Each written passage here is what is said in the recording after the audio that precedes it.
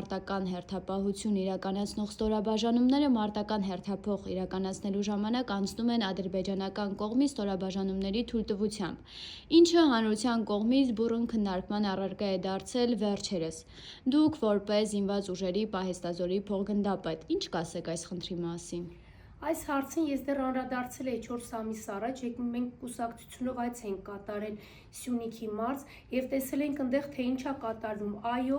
մեր պայմանագրայինները հերթափոխի ժամանակ, երբ իրանք հերթափոխ են կատարում, անցնում են ադրբեջանական դիրքերով, այսինքն ադրբեջանցիք որոշում են, մերոնք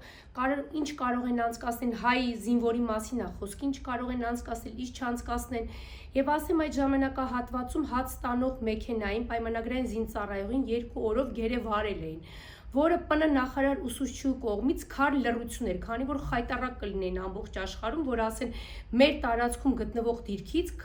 հաց տանող պայմանագրային զինծառայող են գերեվ արել, 2 օր հետո վերադարձրել են, թե արդեն վերադարձրել են ինչ վախերով, դա ոչ մեկ չի կարող ասել։ Այո, կանգնեցնում են, կոպիտ ասած, փորձում են ինչ-որ սենց ձեռառնելիքով խոսալ եւ այլն, դա կատարում է։ Եվ ես ձեզ ասեմ, եւ հրաման է տրված, որ ոչինչ չանել, չկրակել։ Այս դեպքը գալիս է այն հանգամանքներից, որ 21 թվականին, երբ Վաղարշակ Հարությունյանն էր պաշտպանության նախարարը, մայիսին Գեղարքունիքի մարզում զորամասերից մեկում հայտնի ճիպոտներով կռվի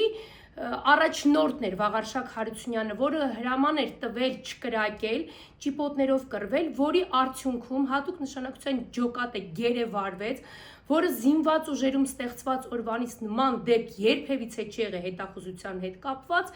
գերեվարվեցին եւ այդ ժամանակվա գլխավոր շտաբի պետի տեղակալ զբաղեցրած պաշտոնը, որը զբաղեցնում էր գեներալ-մայոր Արշակ Կարապետյանը այդ պաշտոնը, իր շնորհիվ վերադարձան գերիները 4 օր հետո։ Ընդ որում նշեմ, որ գերեվարվածների մեջ էր նաև մարտական ուղի անցած գեներալներից մեկի թոռը գաղտնիության ռեժիմը պահելով չբարձրացնեն, որը ըստ իմ տեղեկությունների այժմ